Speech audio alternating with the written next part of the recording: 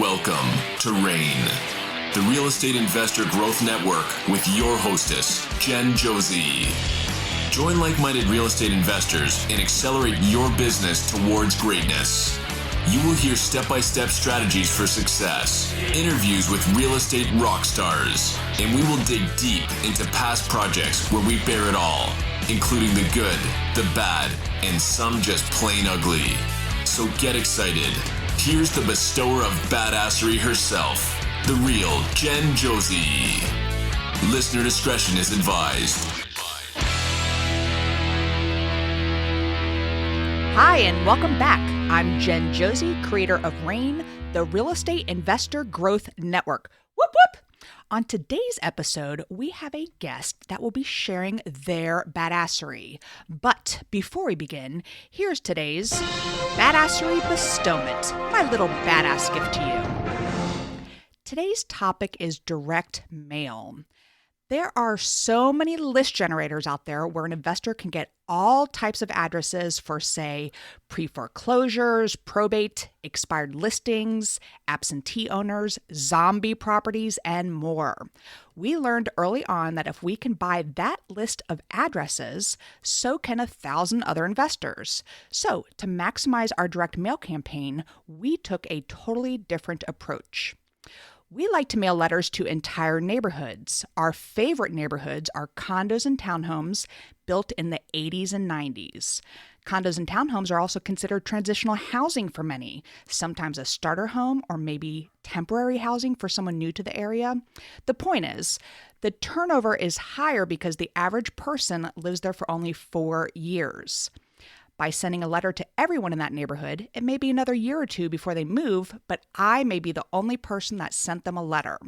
My letter states that if they are not interested now, but may be planning a move in the future, to hold on to the enclosed business card because their neighborhood is one of our favorites.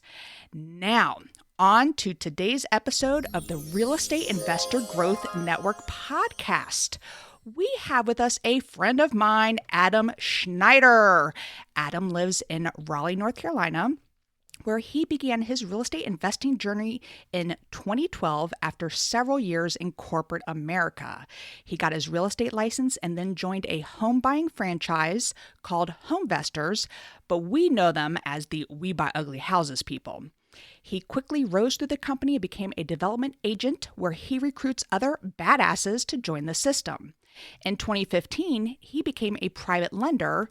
He became accredited through the American Association of Private Lenders and partnered with a friend to start a private lending company in North Carolina called Oakwood Lending. And I know them well because we have used them. So Adam has built up a modest rental portfolio and is just now dipping his toes into the world of Airbnb. So welcome to the show, Adam Schneider. Yay! Wow. Great intro. How was that so intro? Motivated. You wrote Fantastic. Yeah, right. I love it. I modified it. He did not say badasses. I modified it. So welcome, Adam. I just love our friendship. You are just one of the coolest people. So I can't wait to interview you today. So give us a quick little background about Adam. Where are you from? All that fun stuff. Yep. I was raised in Los Angeles. Shut up. I did not know that. Yep. I've lived in 6 or 7 cities. I try to stay away from the law at all points in time. And work brought me out here. Like you'd said, it was corporate. And then What'd you do? I was in a really exciting industry. I was in the car rental industry. Oh. Makes for great cocktail hour talk. Everybody loves talking about that stuff. It's real estate's better because it's got HGTV, so everybody gets to talk through that. Married, 2 kids, got the dog, all that kind of thing. This is March Madness starting out, and I'm a big college basketball fan, so I'll be Who's your team? TV this weekend. I'm a UCLA fan originally, Okay. and then I'm also a University of Pennsylvania fan. All right. By the way, when this gets released, it's not until May, just so you know. So, hope your teams did well. Yeah, don't hold your breath. So you were talking about Homevestors, and that's the commercial with the little caveman and what is he holding in his hand?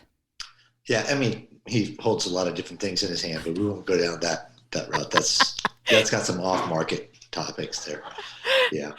So I joined because, when I was in the corporate world and then I left that and I wanted to get into real estate investing, I didn't know anything about real estate investing. And there's really three kind of groups of people who join real estate investing. Either people who've already been investors but not in real estate before, or people who have been real estate industry but not investors, or people who were in the corporate world, had nothing to do with it, like you. Yep. You're a great example of somebody who had no background knowledge and then jumped into it. You joined a system, a different one, but you joined a system. Yep. And if anybody reads a book called The E-Myth Revisited by Michael Gerber, he talks a lot about how much easier it is to be successful if you're part of a network. And so that's why I joined a system, because I didn't know anything and I wanted the help. So it's my understanding that it generates leads. So like the company, they send out letters and then you get the lead. How does all that work?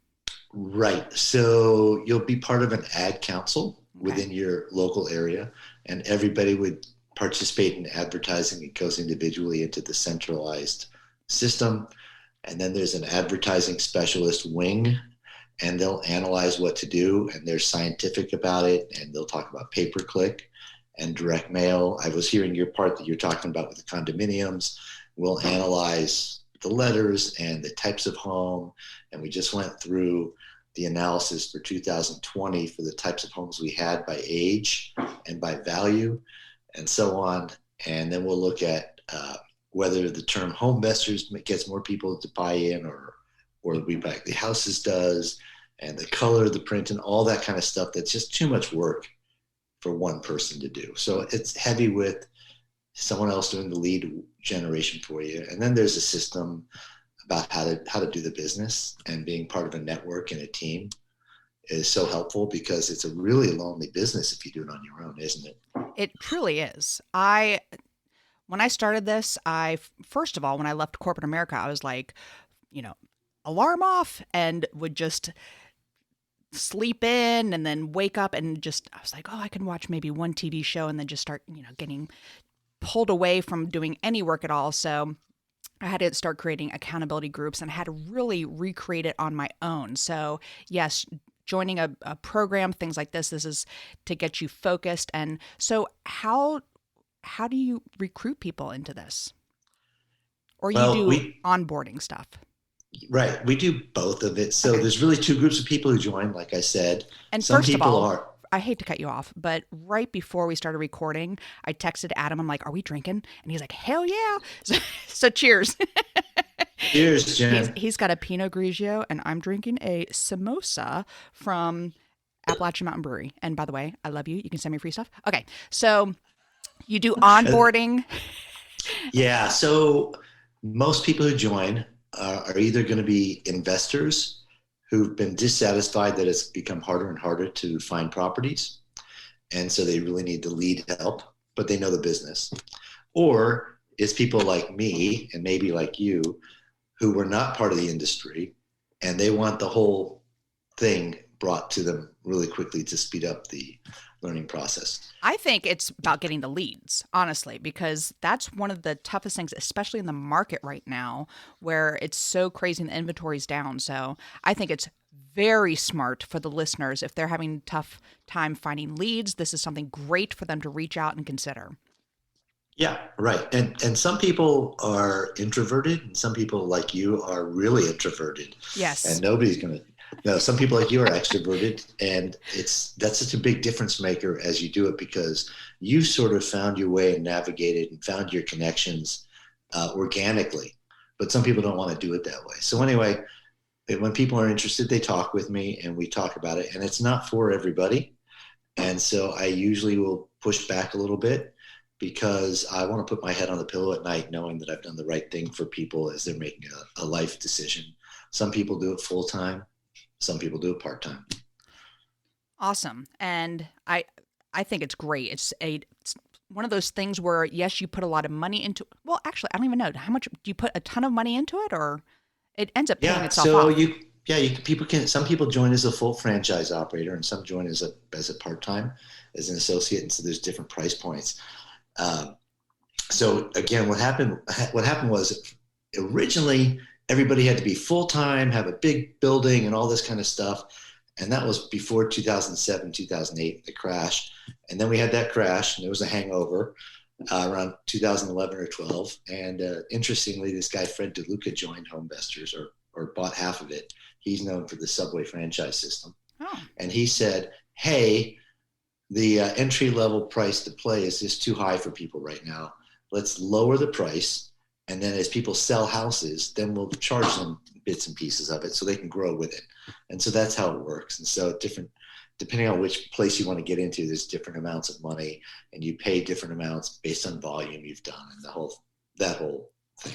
But clearly you should not go into real estate investing if you don't have at least a little bit of cash with you. That's true. When I hear these gurus talk about how you can do everything with no money, that's a really rough way to play it. My analogy I use is if you go to Vegas and you go to the $25 blackjack table and you only bring $25 with you, you're not going to play very long at all. Right. You need to be having $250 and be at the $5 table. And then you get to play a little bit.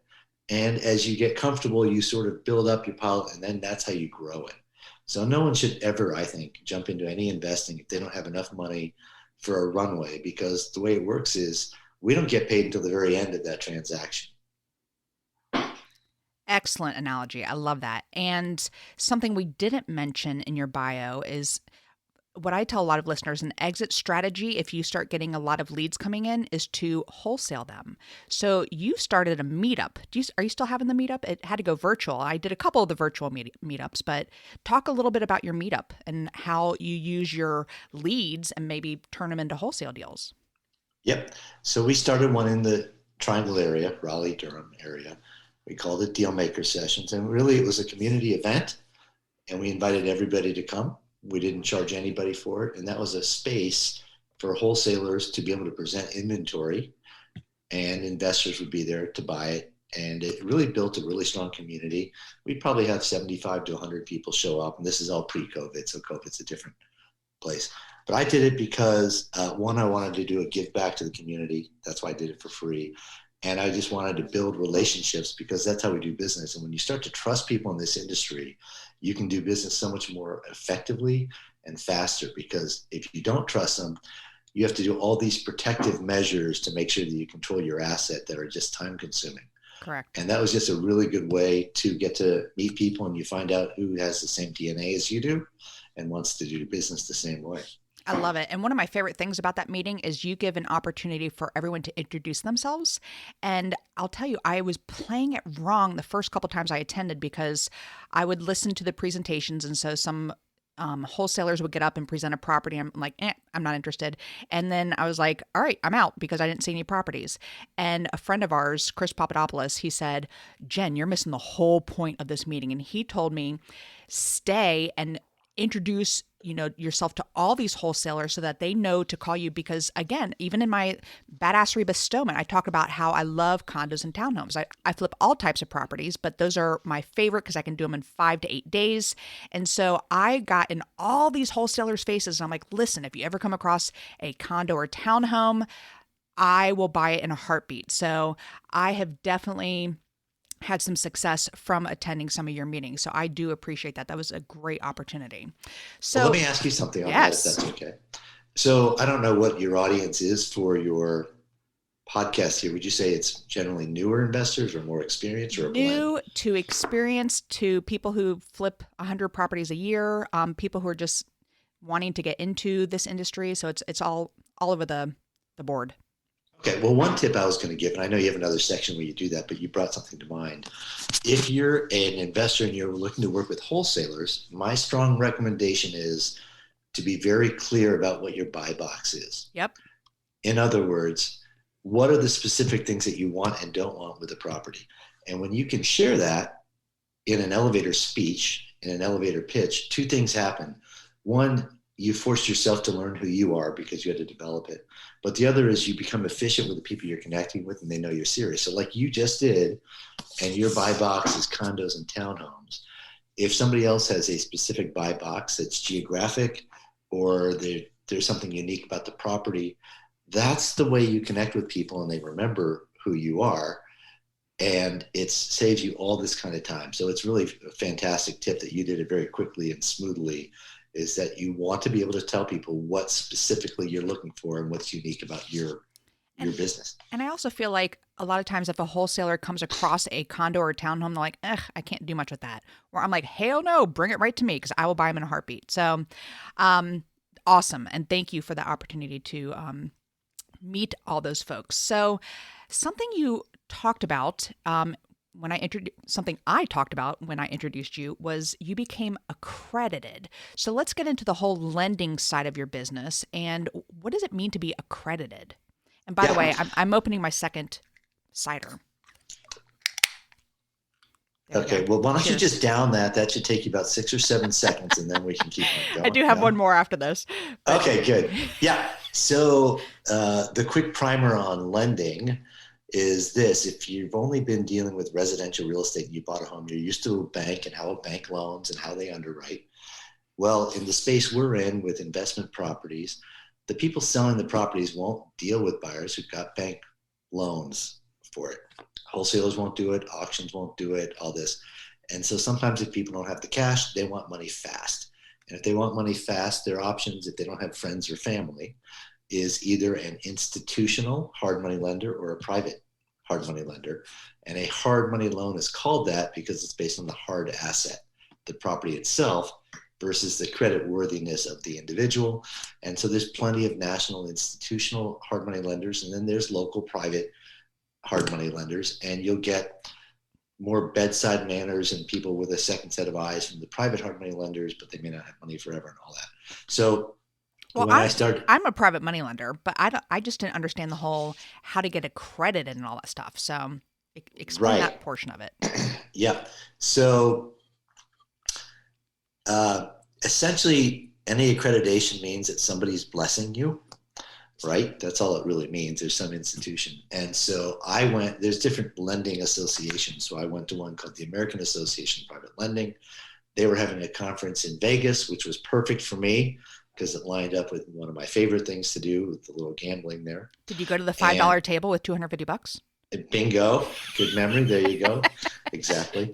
I'm very risky if it's really low stakes. When it gets high stakes, then I can't drink three beers in an hour like somebody else I know.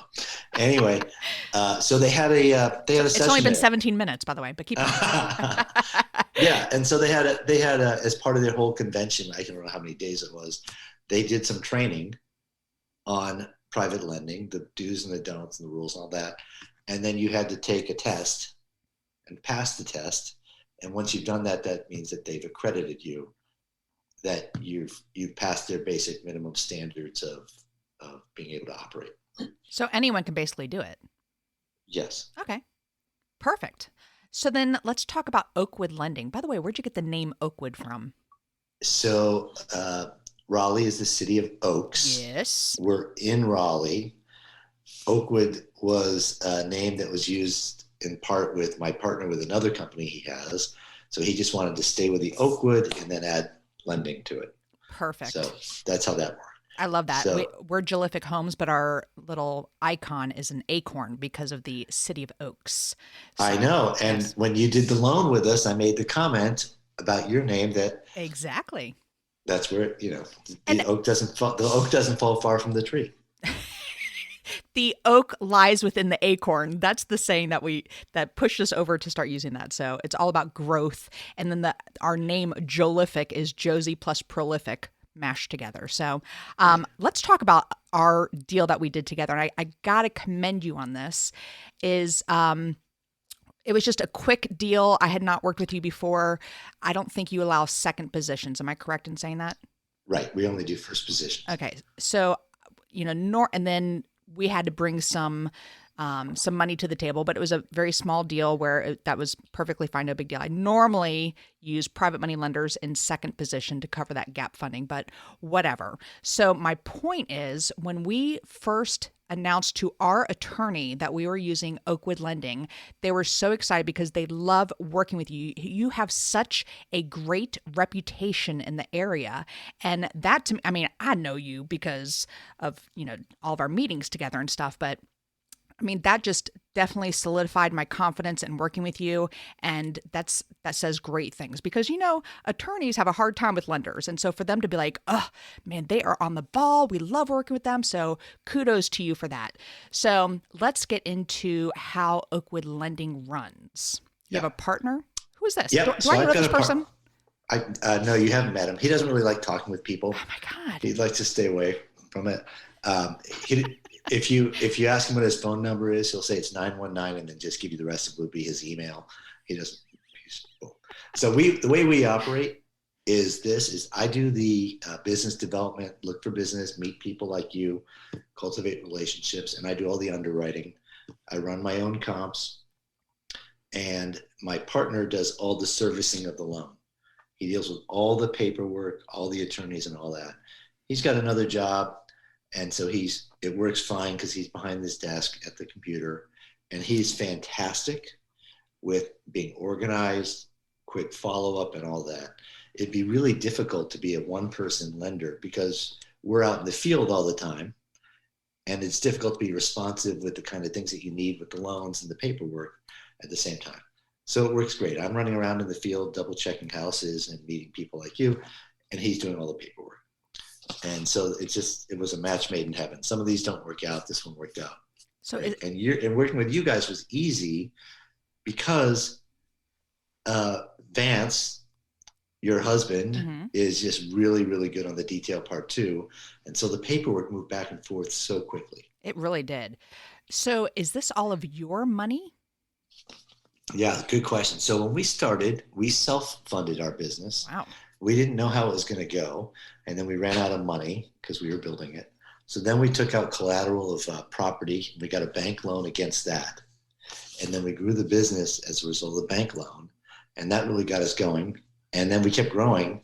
So we ran out of that money. So in 2018, Jen, we did a 506C raise, which is an SEC raise where you ask accredited investors to lend you money and then you lend it back out.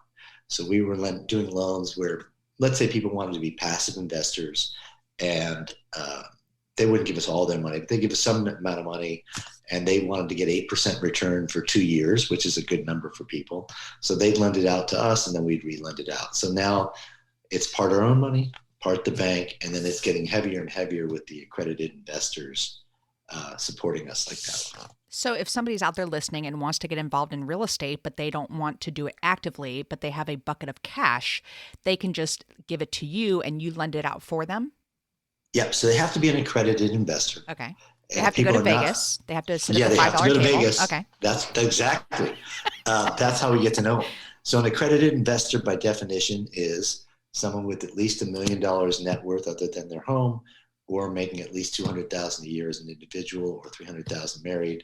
And there's a couple of extra things if you have some specific securities knowledge and so on. Some people want to be private lenders on their own and be active with it. And you'll make more if you do that, but then you have to do more work. And what they usually run into is they make more on their loan. It's an 8-month loan they do, but when the loan comes back, now that money's on vacation for 3 or 4 months. Right. And so that money has to work so much harder because it takes all these vacations. When they give the money to us, their money doesn't take any vacation for 2 years, but it makes a little bit less. It doesn't work quite as hard. Gotcha. So do you lend only to local folks in the Triangle area? We lend in North Carolina. In all of North Carolina. Okay. So if there's any listeners out there, how can they get in touch with you if they need to borrow some moolah? Yeah. The best way is to go through our website, which is oakwoodlending.com. And if they're going there, I'll send them videos that are appropriate for what they want to do. So if they're new and they don't really know much about the BRRRR, I'll send them a video about the BRRRR method, which will give them some tips to watch out for. Or if it's someone who wants to do a same-day double close transactional lending, I'll send them a same-day double close. All these videos are free of charge. It's just designed to make it much more efficient for everybody. Perfect. All right. So you also just got started in Airbnb with the short-term rentals. So let's hear a little bit about that. Yeah. So I'm the novice. You're the expert on that one. You've got, how many do you have? I just have one. I You have one. want Okay. 10 more. We're looking for a Right. beach one right now. Yeah. So, like most of my life, I stumbled backward and fell into it. So here's what happened. We were working on a flip in Durham, and it ended up being a bigger cost for rehab than we wanted. And when we were getting near the end of it, it happened to be that a loan that we were doing with somebody was closing, and he's got a property in Durham around the corner, and he's Airbnb-ing it. So we were talking about it, and I said to him, I said, hey, how's it going? He told me the numbers. I said, well, would you want to partner? And you can manage the one I have that's right around the corner, and we'll try this Airbnb. And so that's exactly what happened. It was just a random coincidence of the stars aligning, and we just started it last month. That is awesome. So you are looking to partner with more folks to do this. Yeah, love to partner with you. With me, with me specifically. Right. I don't share any of my profits, just so you know. Okay. How about your losses? Do you share those? Yeah, I will happily share my losses. Yes. So in my notes before we started this call, I said, do you have some great stories to share? And this cracked me up reading this because the first three started off with the lady who did this. And then this number two is the lady who did this. And number three is the lady who did this. So I got to hear about this first one. Who is the lady that sounds like a female Don Corleone who told you had 6 days to buy her house? I have got to hear the story. Right. So, if we send out letters to people telling them that we're going to buy their ugly home or we're going to help them with their ugly situation, we're inviting ourselves to a certain group of people. Sometimes they don't manage their lives well. Sometimes it's a bad balance. So anyway, I was just getting started, Jen. This is 2013. Phone rings. I answer the phone. I do my usual thing. And the lady says, I need you to buy my house in Beaufort, North Carolina. Oh. So I didn't even know where Beaufort was at the time. That's where Vance grew up. Oh, is that right? Yeah. Okay. So he may appreciate the story. Okay. So when I found out that it was so far away, 3 hours away, I was trying to explain to her, I tried to find a real estate agent to help her or somebody to help her. And she says, no, I need you to buy the house. She says, I need you to buy it quick. And she wouldn't stop. So I said, let me do some research. So I hung up the phone and I said to my wife that this lady wants me to go. I told her the whole story. And I said, it's in Beaufort. And she said, well, you're going to be in Swansboro tomorrow, which is 20 minutes away. And I said, why am I going to be in Swansboro? Because I'd forgotten that I was taking my daughter to a soccer tournament there. Ah. So then I called the lady back and I said, I go, I'll meet you there. She goes, I won't be there. And I said, well, where will you be? She tells me where she lives. And she says, the key will be in the mailbox. So I said, okay. So I dropped the kid off at the soccer tournament between games. I zip over to Beaufort. It's this gorgeous street on a historic area. And there's one house that looks like the Addams family. So I go there, I get the key, look at the house, and it was outdated and all that. So I called the lady back, Jen, and I say to her, listen, I could buy your house, but it's going to be a low offer because it's so far away. And she says, Adam, make me the damn offer. So I said, it's 100,000 or whatever the number was. And she says, done. And then I said, and I was so proud of myself here. Now keep in mind, I'd only gotten started. And I said, and I can close in 2 weeks. She goes, you got 6 days or the deal's off. So I run around, I get a mobile notary to notarize something. We have to go to Carteret County, which is where Beaufort is, because they don't do e-recording. And I get there and the fire trucks are out there because there's just been a fire in the building and blah, blah, blah. That's just craziness, running back and forth. And the nick of time, the last minute, we get this thing closed within 6 days. Give her the money. So I was just thinking the whole time, what did she need this money for so fast? And I was thinking something with a family or health issues. So I finally asked her, Jen, it turned out she was using this money to save her friend's restaurant in Chapel Hill.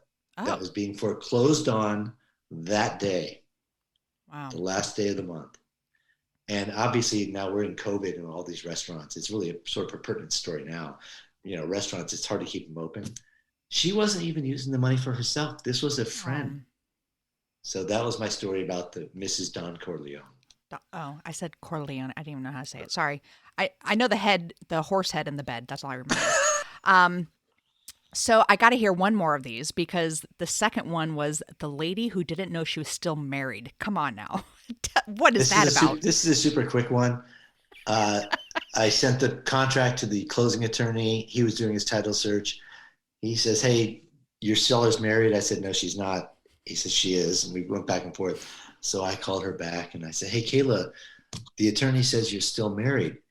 And she says, "MFer, am I still married?" Well, that's what he says. I said, so I explained to her that it takes 1 to buy, 2 to sell. Both people need to sign it. And I said, so we're going to have to find your husband. She goes, well, I know right where he is. Where is he? Well, he's in Butner. Well, do you know where in Butner? So it turns out he was at the penitentiary in Butner. So we had to get him to sign and get it notarized, but the notary only works on Mondays. So anyway, we got that one done.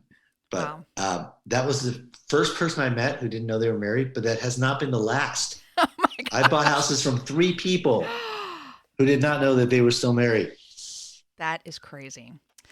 Well, before I go on to the second part of this podcast, I am curious. Do you have a badassery bestowment you can share with my listeners?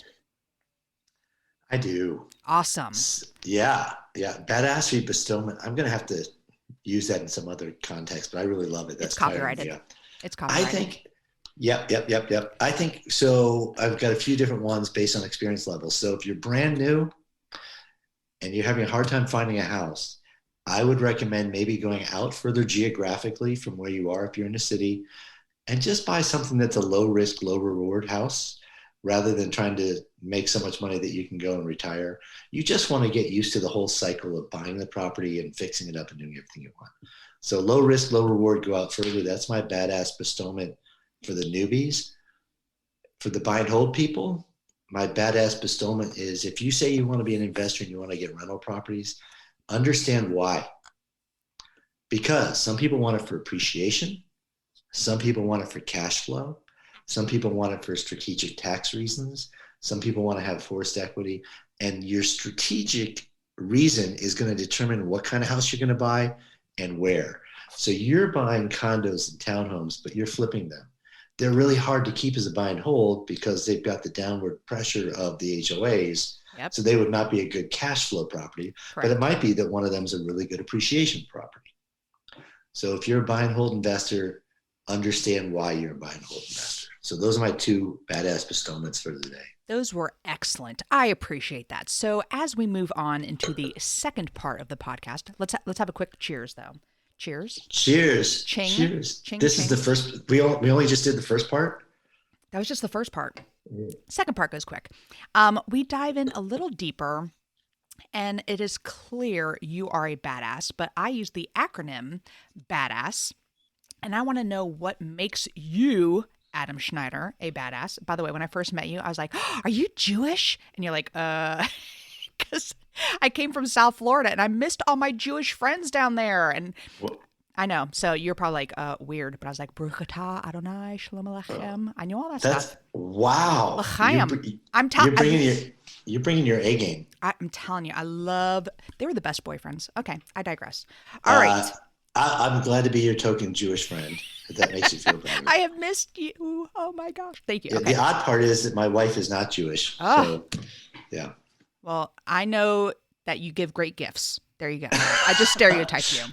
Yeah. Okay. Well, I think all stereotypes really make a lot of sense. That's really fantastic.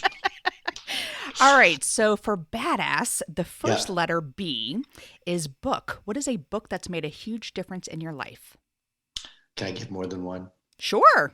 Okay. I love So books. I told you about the Michael Gerber with the E-Myth Revisited. That's Yes. a good one if people are trying to I figure met him. stuff out. I got You a did? selfie. I got a selfie with him. Yep. Really? Yeah. I got a signed book. Okay. Keep going. Did you say to him, will you take a selfie of me? But that's a bad one. Anyway, I'll be here all night. I think if people are getting into real estate, a fantastic read is Never Split the Difference. Oh, so good. Chris Yeah. Voss, is that who wrote it? Yeah, that's Yes. right. Chris Voss, who was a badass hostage negotiator for the FBI. He wrote the book. Just really eye-opening, great way to deal with. You might think he's going to be really tough. It just all makes sense. And it's just a good way to deal with people in a way where everyone feels like they're winning. So true. I would recommend that one. Yes, definitely. What's your second one? Oh, Well, Behemoth. the Gerber. Okay. I think the Gerber one, yeah. Very good. And there's one specifically for real estate investors. Yes. Yes. And Than Merrill wrote a little preview, and JD Asajan, I think, also wrote in that. All right. The first A in Badass is advice. What's the best piece of advice you've ever received? You don't know if you don't go. Oh, okay. So if you have a lead and you talk to someone on the phone and you're just skeptical about it, you just don't know if you don't go. You've got to go on every single appointment. That is very, very true. And a lot of times when my phone rings, I will just say, okay, oh, and the address is, and they'll say 123 Main Street. And I'll say, excellent. I'll be in that area tomorrow. Would 3 o'clock work? Or you want me to come after work at 6 o'clock? And I set the appointment and I hang up the phone. I don't ask any more questions on the phone because I want to get there because just like you said, you don't know if you don't go. So Love it. Excellent. Very good. All right. The D in Badass is drive. What drives Adam Schneider, my favorite Jew in North Carolina, to be successful? What drives you to be successful? L'chaim. Okay. Jen, I think this would be such a different podcast if you'd only had one beer. And it I'm will only be on my different. second. And it will be different when you're on your sixth beer. But you're really on a roll. You're getting me really motivated to have more drinking myself. I think I'm a fear of failure guy, right? More than looking for the win. It's just not wanting to let people down and not do things the right way. I find that impossible that you would ever let anybody down. Yeah. Just saying. All right. The second A in Badass is aspiration. I'm a big goal setter. So what is a goal you are currently working on? So I think I'm in a good place if I have such freedom of my time that I can do what I want to do. And the goal, this is a crazy one, but my wife and I, our 25-year marriage anniversary is this year. For the whole time, we've been talking, we're going to go to Tahiti. Oh, wow. We booked flights, did the whole thing, got the whole thing go, and then COVID time, the rug's been pulled out from under us, blah, blah, blah. So we are determined to figure out a way to get to Tahiti and to line everything up to manage our personal and our professional things, to have a block of time for that. I think that's an excellent goal. And because you are Jewish, I know it's going to be over the top just because you give great gifts. As long as if we do it and we have like 8 candles and we can light them each night and all that kind of stuff, we'll be in good shape. All right. So the first S in Badass is systems. And you have a lot going on between your lending program and then with the We Buy Ugly Houses. So what are systems that you have in place to help you achieve success? Everybody has to have a good CRM system. And what does CRM stand for? It's a follow-up system, essentially. Customer relationship manager? It's a customer relationship management. Okay. That sounds formal. I think a follow-up system is fine. Perfect. So Home Investors uses Salesforce. A lot of big companies use Salesforce. I know a lot of people who are not with Home Investors who are in the business who like Follow Up Boss, which is a really strong CRM system that people use. That's part of it. I've got some friends who are old timers and they've got a 1 through 31 file cabinet. Oh, wow. They just pull them out each time to check on it, but you have to have a system for that. And I really think that email, if you study how to use email, you can use all these snooze functions and all that. You've got to have a system in place to keep track of what's going on. Most people, when we make offers, don't accept our offer the first time around. So you just got to keep talking with them. So that's a big follow-up system that you have to have in place. Right. Awesome. All right. The last S is success. What does success mean to you? So this will be a little bit corny. Are you okay with that? I love corny. Okay. Again, the first part is if I feel like I've got the freedom to control my time, then I think I'm in a good, successful space there. And the second part is more and more, I'm at a place where I try to give back. And so I watch it through the eyes of other people. So when I'm a development agent with home investors, I want to see the new franchisees be successful. And then that makes me feel like I've gotten to a place of success on that. When we do our lending, many of our borrowers are first-time borrowers, they're first-time investors. I love to watch them do well on a project and outperform. And so I feel a success from a secondary position, watching these other people who are supporting and helping do well. I love that. And even as your friend, I know how supportive you are to everyone around you. So I have been a recipient of that as well. So I do appreciate you and our friendship. So, well, let me interrupt you for a second here. Okay. I mean, you doing these podcasts. Yes. I know this can be, you have some incentive for yourself, but really it's heavy work. Well, the incentive and the main reason is just like you. I want to provide content. I want to help my listeners kick ass in this industry. Seriously, right. That's it. And that's what I was going to say is the ROI for the work you do versus the monetary gain you get is not the main part. Right. It's an altruistic space that you're in as well. Love it. Very, very well said. So how do my listeners find you? I know you said the Oakwood Lending website, but how can they find you? Are you on social media? You got a website they can reach out to? Yeah, you can, on LinkedIn, Adam Schneider. You're the only Adam Schneider out there? It's Adam. I've got a really awesome middle name. It's Adam Herman Schneider. Oh, yeah. I love learning new things about you. Yeah, I'm so afraid to share them with you, actually. Oakwoodlending.com is a good way to get to me. And if you just put Adam Schneider and real estate in Raleigh, you'll find me. Absolutely. Well, thank you so much, Adam.